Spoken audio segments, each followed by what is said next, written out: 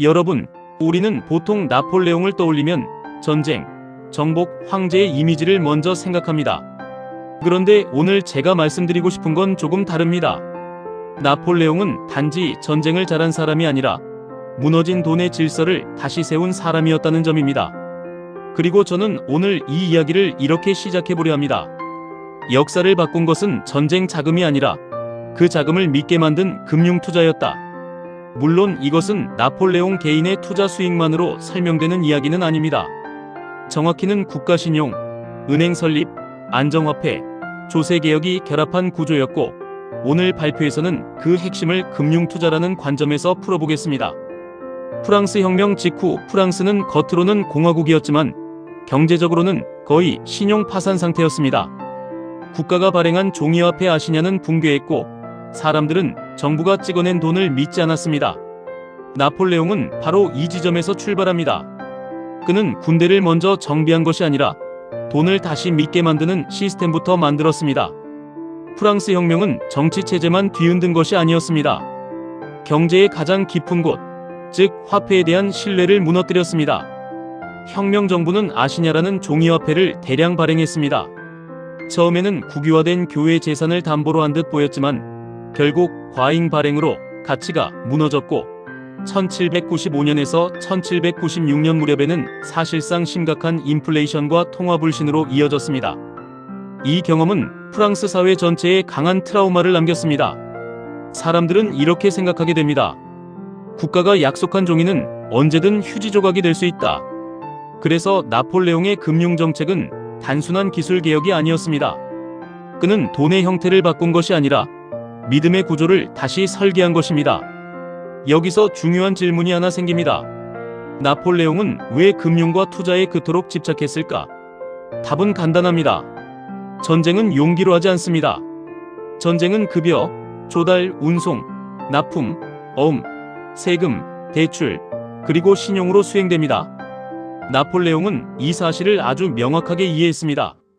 그래서 그는 혁명기의 혼란 속에서도 국가 신용을 회복할 수 있는 투자 구조, 다시 말해 정부와 금융가, 공적 자금과 민간 자본이 함께 움직이는 구조를 만들려 했습니다. 이 발표의 제목이 나폴레옹의 국채 투자인 이유도 여기에 있습니다. 엄밀히 말하면 나폴레옹 개인 한 사람의 투자 수익만으로 나라가 굴러간 것은 아닙니다. 하지만 분명한 것은 그가 국가부채 공공신용금융기관의 힘을 이해했고, 그것을 정치 권력과 결합해 역사적 효과를 만들어냈다는 점입니다. 1800년 1월 18일 나폴레옹의 주도로 프랑스 은행 뱅크 디 프랑스가 설립됩니다. 이 은행은 오늘날 우리가 떠올리는 완전한 중앙은행과는 조금 달랐습니다. 출발점은 오히려 민간 주주가 참여한 공공적 은행, 즉 사적 자본과 국가 목적이 결합된 기관이었습니다. 이 점이 아주 중요합니다.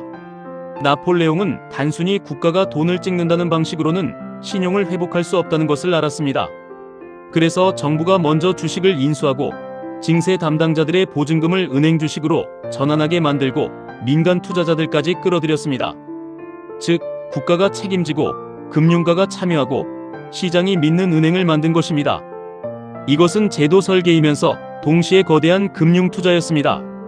나폴레옹은 무력으로 질서를 세운 것이 아니라 자본이 국가를 믿도록 만드는 장치를 만든 것이죠. 프랑스 은행은 단지 상징적인 기관이 아니었습니다. 실제로 정부 운영과 민간 신용시장에 영향을 주기 시작합니다. 연구에 따르면 프랑스 은행은 비교적 낮은 6% 수준의 할인율로 정보 관련 어음과 금융 흐름을 뒷받침했습니다. 오늘날 기준으로 6%가 낮아 보이지 않을 수도 있지만 당시 혁명기 혼란과 불신을 생각하면 이는 상당히 안정적인 조건이었습니다. 이게 왜 중요할까요? 금리가 낮아진다는 것은 단순히 돈을 싸게 빌린다는 뜻이 아닙니다. 그것은 곧 이 국가는 망하지 않을 것이다. 이 어음은 결제될 것이다. 이 화폐는 내일도 가치가 있을 것이다. 라는 믿음이 시장 안에 퍼진다는 뜻입니다. 즉, 나폴레옹은 군대를 먹여 살리기 전에 국가의 미래를 할인 가능한 것으로 만들었다고 말할 수 있습니다. 은행만 세운다고 신뢰가 생기지는 않습니다. 이제 나폴레옹은 한 걸음 더 나아갑니다. 1803년 그는 프랑 제르미날 체제를 확립합니다. 이 제도의 핵심은 간단합니다. 돈의 가치를 정치적 선언이 아니라 금속의 무게에 묶는 것입니다. 1프랑은 수는 4.5g에 해당하도록 설계되었고 금과 은의 비율도 법으로 정해졌습니다. 또한 화폐 단위는 1프랑 100상팀이라는 십진체계 위에서 정리됩니다. 이 조치의 의미는 아주 큽니다. 혁명기의 종이화폐는 정부가 말한 가치에 의존했지만 프랑 제르미날은 금속이 보장하는 가치에 의존했습니다. 즉, 나폴레옹은 화폐의 신뢰를 정치가 아니라 측정 가능한 기준 위에 올려놓았습니다. 그래서 프랑 제르미날은 19세기 프랑스 통화질서의 핵심이 되었고 제1차 세계대전 전까지 프랑스 화폐 안정의 상징으로 기억됩니다. 여기서 흥미로운 장면이 나옵니다. 프랑 제르미날 체제 아래에서 특히 유명해진 것이 바로 20프랑 금화, 이른바 나폴레옹입니다. 이 금화는 단지 결제 수단이 아니었습니다. 한 나라의 통치 질서, 국가 신용, 금속 가치, 그리고 권력의 상징이 하나의 동전 안에 응축된 존재였습니다. 사람들은 금화의 무게만 본 것이 아니라 그 뒤에 있는 국가를 본 것입니다. 저는 이 장면이 중요하다고 생각합니다. 왜냐하면 여기서 우리는 금융을 숫자가 아니라 서사로 이해하게 되기 때문입니다. 국민은 나폴레옹의 초상이 새겨진 금화를 손에 쥐며 이 정권은 적어도 돈의 질서를 회복했다는 감각을 체험했기 때문입니다. 결국 화폐는 경제의 도구이면서 동시에 정치의 언어였습니다. 이제 질문을 바꿔보겠습니다. 그렇다면 당시 1프랑은 실제로 얼마나 큰 돈이었을까요? 역사 자료를 보면 19세기 전반 프랑스에서 반숙련 노동자는 하루 약 1.5에서 2프랑 정도를 벌었고 고도로 숙련된 장인, 예를 들어 브리세 공공은 하루 4.5에서 5프랑까지 벌 수 있었습니다. 방적공 역시 지역에 따라 1프랑대에서 3프랑대 중반까지 차이가 있었습니다. 이 수치는 우리에게 중요한 사실을 알려줍니다. 당시 1프랑은 결코 사소한 화폐 단위가 아니었습니다.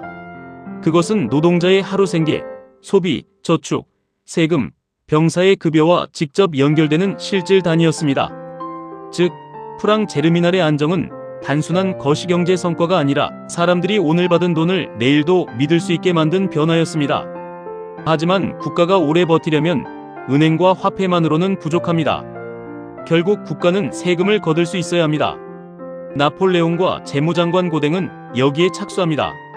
직접세를 평가하고 징수할 상설 공무원 조직을 만들고 1807년에는 프랑스 전역의 토지를 체계적으로 조사하는 카다스트르, 즉 지적제도를 본격화합니다. 이 제도가 왜 중요할까요? 이전에는 누가 얼마의 땅을 가졌고 그 땅이 얼마나 생산적인지 국가가 정확히 알지 못했습니다. 그러니 세금도 자의적이거나 불균등할 수밖에 없었습니다. 나폴레옹 체제는 이 문제를 바꿉니다. 필지를 측량하고 토지의 종류와 가치와 소유주를 등록하고 그 위에서 세금을 부과합니다.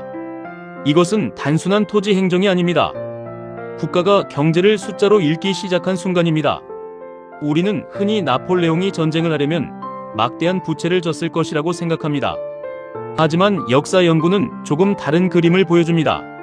나폴레옹 체제는 영국처럼 대규모 공개 국채 시장에 의존해 전쟁을 치렀다기보다 조세 체계의 개선, 국가 신용의 회복, 그리고 정복지에서 얻은 공납과 배상에 크게 기대었습니다.